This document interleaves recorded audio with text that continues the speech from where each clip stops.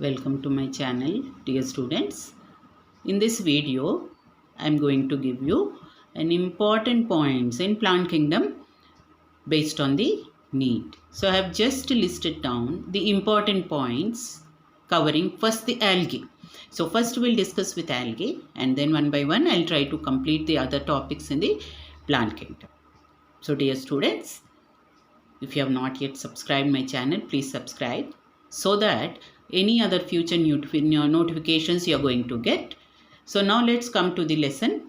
So first I have listed down what are all the important points you have to remember in the plant kingdom. That is first in algae.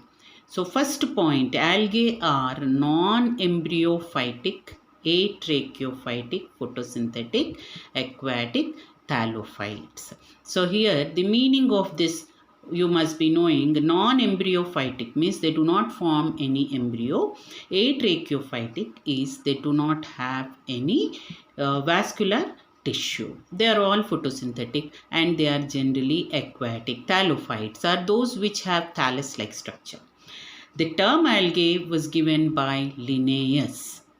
Study of algae is called phycology. So these points which I am listing down, you must note it down and then learn also other than whatever the lesson you are preparing. Then algae perform 90% of global photosynthesis. The father of phycology is F.E. Frisch. He is called father of phycology. Father of Indian phycology is M.O.P. Iyengar. Then next I am listed down the examples which are very important here to learn in algae. First example is that of unicellular alga. Unicellular alga is Chlamydomonas and Chlorella. So learn the examples point wise. Suppose you have unicellular alga, it is Chlamydomonas and Chlorella. Colonial alga, which lives in colonies, like for example volvox. Volvox is a colonial alga where all the cells are present together enclosed in a mucilage. So such aggregation of colony, it is also called as cenobium. We use this word called cenobium. So what is cenobium is the group of all cells together in volvox. The next is the example of filamentous alga, that is Ulothrix and Spirogyra. Both they show filamentous structure. Filamentous structure means when the cells are present one above the other, then we call it as a filamentous structure. The next example, algae showing massive plant bodies. Massive means very large plant bodies. These algae are called as kelps. Kelps are generally marine in nature. They belong to brown algae and they are generally marine in nature. The next example of terrestrial alga, that is called as a Frischella. Frischella. This is after the scientist F.E. Frisch, whom we discussed it as father of phycology, F.E. Frisch. He was the first one to identify this alga and so it is named after him. So terrestrial alga is called as a Frischella. Next we will be doing about the example of what is a parasitic alga. Parasitic alga example is Cephalourus. Cephalourus. This is parasitic on the tea plant. It is parasitic on the tea plant. Next is aseptate multinucleate alga. Aseptate without any septa. Multinucleate, or it is also called cenocytic alga. It is the Wacheria. Wacheria is a multinucleate cenocytic. Then types of reproduction if we take, isogamous type is found. Isogamy means the two fusing gametes are similar, both morphologically and physiologically they are similar. Such type of fusion is called as isogamous type. Example is Spirogyra and Ulothrix and some species of Chlamydomonas. Some species of Chlamydomonas. That is the example of isogamous type. Spirogyra, Eulothrix, and some species of Chlamydomonas. Second type of reproduction here is anisogamous. Anisogamous means both the gametes are different. Morphologically as well as physiologically, they are different. Example is Eudorrhea. This example is included in new edition of NCERT. You have to remember that. Eudorrhea and some species of Chlamydomonas also. Chlamydomonas is given in the old textbook and Eudorrhea for anisogamous. Next is oogamous type. Oogamous means female gamete is always large and non-motile and male gamete is small and motile. Such type of fusion is called as oogamous type. Example of oogamous is volvox and fucus. Then next other important points. Agar-agar is obtained from these two red algae, Gelidium and Gracilaria. Gelidium and Gracilaria. Gelidium and Gracilaria, they belong to red algae. And use of agar-agar is generally it is used in tissue culture medium.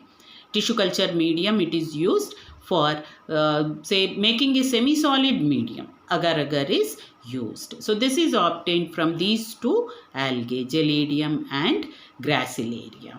Algin is obtained. This is also another say semi-solid substance, algin.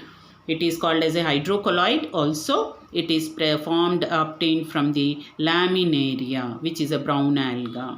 Algin is also used for preparation of jellies, mainly used in ice creams. So it is used in preparation of jellies. Carrageen also another hydrocolloid. Hydrocolloid means jelly-like substance obtained from a red alga. Called as Chondrus crispus. Which is a red alga. Then next use space travel.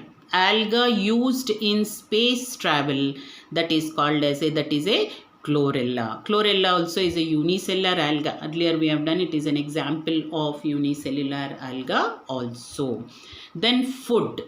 Alga used for food. Chlorella is used. Chlorella is used for oxygen for space travelers and also for food.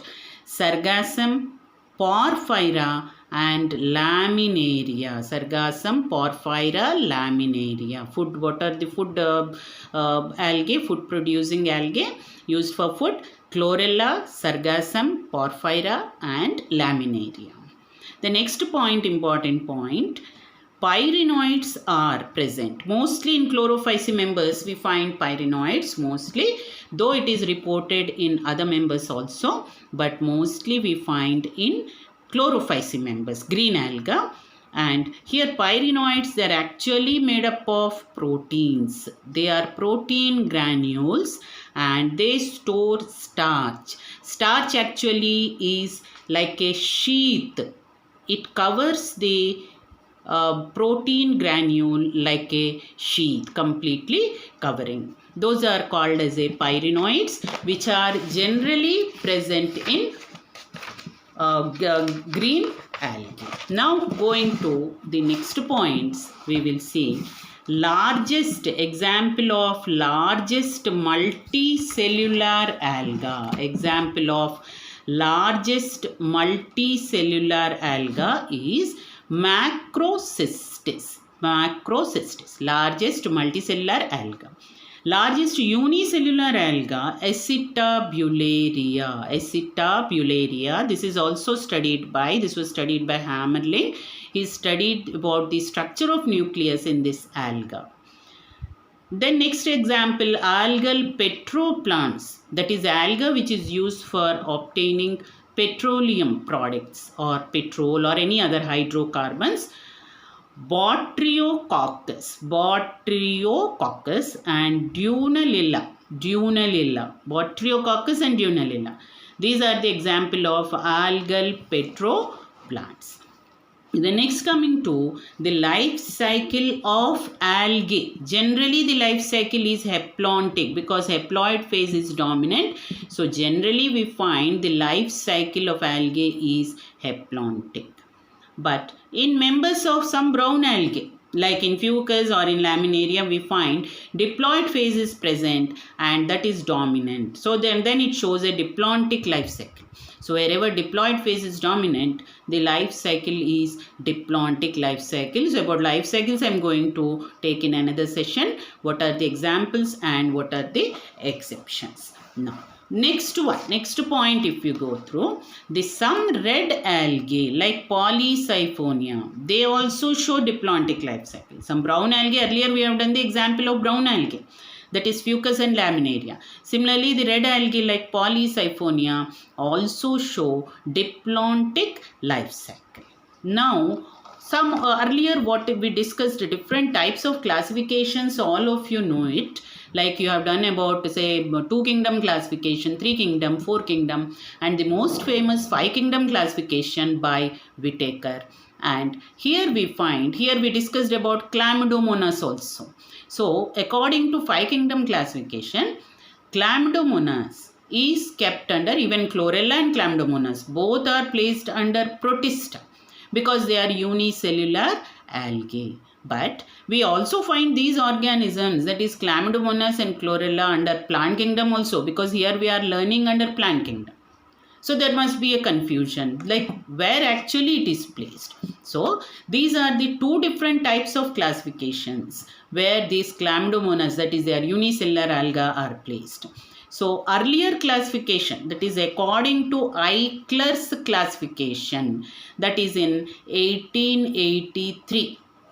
According to Eichler's classification, 1883, and this is a phylogenetic classification. Eichler's classification also is a first phylogenetic classification. According to this, the Chlamydomonas or Chlorella, even though they are unicellular, they are included in plant kingdom. So suppose you have to say why the Chlamydomonas are included in plant kingdom also, then you have to accept it is according to Eichler's classification. But more recent, that is somewhere in 1969, Whitaker proposed the classification. You know, that is 5 kingdom classification. This is more recent. That's why the Chlamydomonas which were earlier kept in plant kingdom, they are now separated and they are given a separate kingdom that is called as a Protista. And Protista, you know, it consists of all unicellular eukaryotic organisms, whether they are plants or animals, they contain unicellular eukaryotic organisms. So these are some of the points, important points I discussed with respect to the algae. Now next what I am going to discuss is the comparative account of the 3 classes of algae, that is Chlorophyceae, Phaeophyceae, and you know the third one is Rhodophyceae. So suppose now we are comparing it with respect to 2 different points. So first point what I will take is what is common name. Common name of Chlorophyceae is, what is common name? Green algae. Common name of Phaeophyceae is brown algae. Common name of Rhodophyceae is red algae. That is first point. Now what is the second point? Cell wall. What is the composition of the cell wall present? Cell wall composition in Chlorophyceae members, it is made up of cellulose only. In Phaeophyceae members, it is made up of cellulose and a substance called algin, which is earlier we discussed, it is a hydrocolloidal substance. Hydrocolloid means which consists of mucilage, or which helps in formation of mucilage. And in Rhodophyceae members, along with cellulose, it also contains pectin and polysulfate esters. So this is how you have to learn the 3 classes. Comparatively, if you make a table and then learn, it will be very easy and you will be able to complete very quickly also.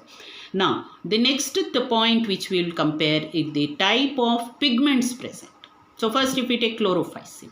Chlorophyceae, the type of pigments are chlorophyll A and chlorophyll B. Then second comes the Phaeophyceae. Phaeophyceae, the type of pigments present are Chlorophyceae, chlorophyll pigment, that is A and C, and fucoxanthin. This fucoxanthin is a brown colored pigment which gives actually color to these algae. Then rhodophyceae members. Rhodophyceae members, they consist of chlorophyll A and D and a red colored pigment called as phycoerythrin. Red colored pigment called phycoerythrin. Now, next point we will go through is the type of stored food present in them. The type of stored food present. So, what is type of stored food? First in chlorophyceae members. In chlorophyceae members, the stored food is starch. Then next is the phaeophyceae members. The stored food is mannitol and laminarin. Mannitol is a type of alcohol. Laminarin is a type of carbohydrate. So mannitol and laminarin. And in case of rhodophyceae members, the reserve food is fluoridine starch. It's a type of starch which is similar to structure in glycogen. It is similar to glycogen and another substance called amylopectin in structure. Structurally, it is similar to these two compounds, that is glycogen and amylopectin. Now coming to the next point, that is the presence of flagella. Presence of flagella. So flagella, if we observe in case of chlorophyceae members, 2 to 8 flagella are present. They are equal. And apical. Apical means, see, like here, suppose we take Chlamydomonas, it is present at the tip of the cell. It is called as an apical. Then in case of phaeophyceae members, if we take, 2 are present. They are unequal. The one is smaller, other one will be bigger. Lateral in position. Lateral means towards one side. One will be very long, other one will be smaller. That is in case of phaeophyceae. Rhodophyceae members, the flagella are completely absent. Now, after flagella, we are coming to the next point, that is plant body. How is the plant body present, or what is the structure? Plant body. In case of chlorophyceae, we find uni or multicellular filamentous branched or unbranched. So all type are present. Unicellular is present, multicellular is present. Filamentous like Spirogyra we find it can be branched or unbranched. Unbranched filament like in Spirogyra. Branched structures we find like in Chara. Chara is another example in chlorophyceae. Now if we take phaeophyceae, the plant body is differentiated into, it is a differentiated plant body, differentiated into hold fast, which is a root like structure, hold fast. As the name suggests, it functions like a root, help in fixation. Stipe or stem like structure, stipe or stem like structure, that is it just like a stem, it appears as a stem, that is called stipe. Frond or leaf like structure, frond or leaf like structure. So it is differentiated into these 3 parts, that is found in case of phaeophyceae members, and in rhodophyceae members it is multicellular and branched, multicellular and branched. So it will not be some specific, some root like structures are also present here, and it shows a multicellular and branched structures. And another feature in rhodophyceae members is rhodophyceae members show complex post-fertilization changes. Complex post-fertilization changes. Meaning of complex post-fertilization changes is after zygote is formed, the zygote undergoes complex changes. This we will discuss with respect to the life cycles. Some of the examples earlier I told you in Polysiphonia or other example like Batrachospermum. Here what we find is there is a haploid as well as diploid stages. In some red algae, both haploid and diploid stages are present. So that's how we can say that it is a complex post-fertilization changes are present, which is not found in the other two. The purpose of studying in this way, the tabular form, is a comparative account of these, so that you will remember all the points, so that all of you, when you watch the video, when you try to learn it, you have to write the table also. Writing is very important, not just listening it, but you have to write it and then practice. Lastly, we will see what are all the examples which we can discuss in these three classes. So first one we will see, first in case of chlorophyceae, the examples are Chlamydomonas, Chlorella. Chlamydomonas and Chlorella are unicellular. Then Spirogyra, Eulothrix and Chara. Spirogyra, Eulothrix, these are filamentous. They are multicellular and filamentous. Chara is multicellular and it is branched. Spirogyra and Eulothrix are multicellular, filamentous, and they are unbranched. So how many examples here you have to learn? Chlamydomonas, Chlorella, Spirogyra, Eulothrix, Chara. So 5 examples. So examples always you should learn by writing it. If you try to make some kind of other memory tricks, if some little example changes, or if 2 examples starting with the same letters, then you will get confused. It is the best way is you have to write it. If you have this tabular form, just in one glance you should be able to revise all the 3 classes. Then next, the examples of Phaeophyceae members. So in Phaeophyceae, the examples are Fucus, Ectocarpus, Laminaria, Sargassum and Dictyota.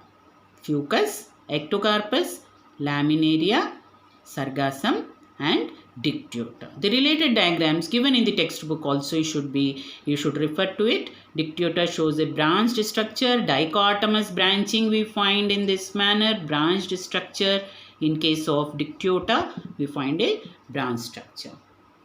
Fucus and Laminaria. Fucus, we find the air bladders are present on the fronds, on the plant body.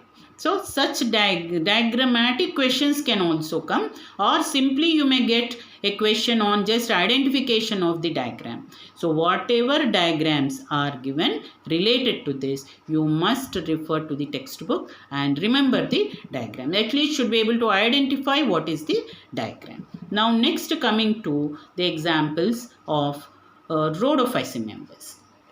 So Rhodophyceae members, we have Gelidium, Gracilaria, Polysiphonia, Porphyra, Batrachospermum.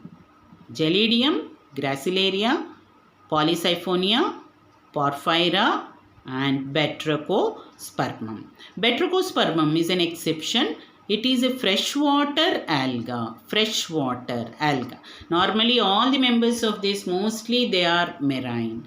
So this is a freshwater alga. That is an exception. So with this actually I conclude about what is an alga and comparative account of alga. In my next video I will be discussing about bryophytes. So bryophytes, I will start with the general characters, what are the important points and general characters. Wherever required, I will give you the explanation, and then comparative account of the 3 classes, 3 groups of bryophytes. We have 3 groups of bryophytes: liverworts, hornworts and mosses. So that I will be discussing in my next video. Thank you very much, children. Try to understand and then practice accordingly. Thank you so much.